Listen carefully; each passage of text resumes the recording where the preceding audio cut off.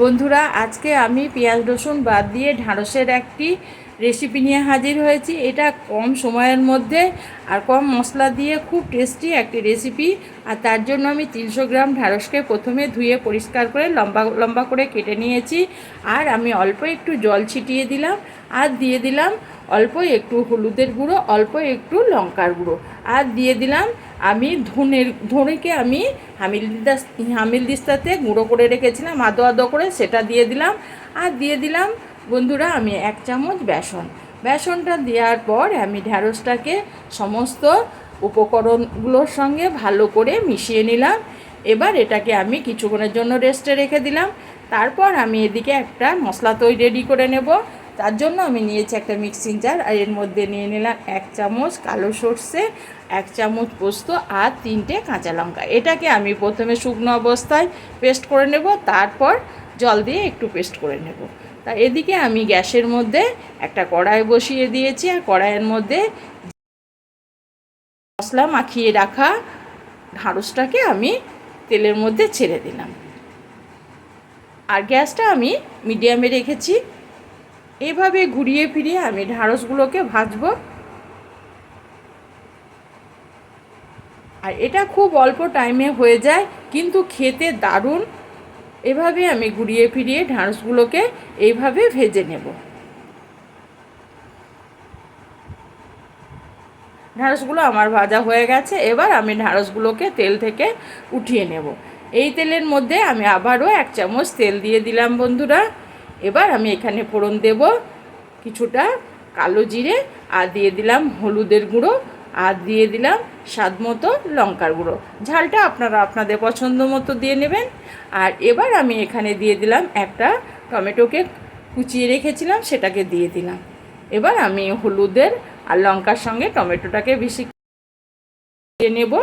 আর টমেটোটা যাতে তাড়াতাড়ি নরম হয়ে যায় সেই জন্য আমি লবণ দিয়ে দিলাম বন্ধুরা এই অবস্থায়।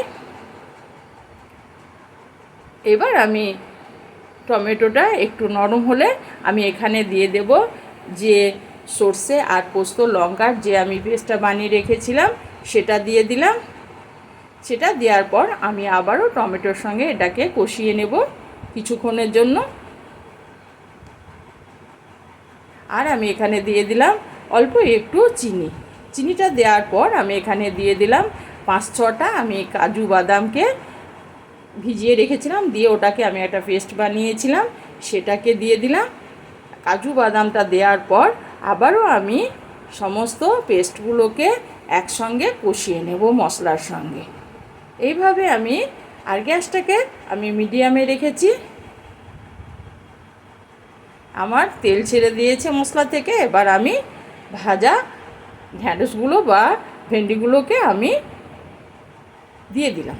এবার বেশ কিছুক্ষণ আমি এটাকে কষিয়ে নেব। খুব অল্প টাইমের মধ্যে একটা দারুণ ঢ্যাঁড়সের রেসিপি, আর ভাত রুটি পরোটার সঙ্গে দারুণ লাগে। এবার আমি যে মিক্সিং জারটায় আমি মশলা বেটেছিলাম সেটাতে ধুয়ে কিছুটা জল দিয়ে দিলাম। জলটা দেওয়ার পর আমি নেড়ে চেড়ে এটাকে মিশিয়ে নিলাম। এবার এটাকে আমি ঢাকা দিয়ে 6-7 মিনিট আমি রান্না হতে দেব। 7 মিনিট পর আমি ফিরে এলাম। জলটা আমার অনেক শুকিয়ে গেছে বন্ধুরা। আর এটা একটু মাখো মাখো হবে, এটা একদম ঝোল হবে না। এবার আমি দিয়ে দিলাম কুচনো কিছুটা কাঁচা লঙ্কা, আর দিয়ে দিলাম অল্প একটু গরম মশলা দিয়ে দেব। গরম মশলাটা দেওয়ার পর আমি সমস্ত লঙ্কা আর গরম মশলাকে আমি ভেন্ডি বা ঢ্যাঁড়সের সঙ্গে মিশিয়ে নেব।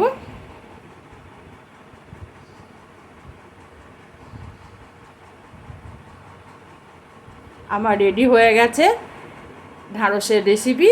এবার বন্ধুরা আমি এটাকে রেস্টে রেখে দেব, তারপরে পরিবেশন করব।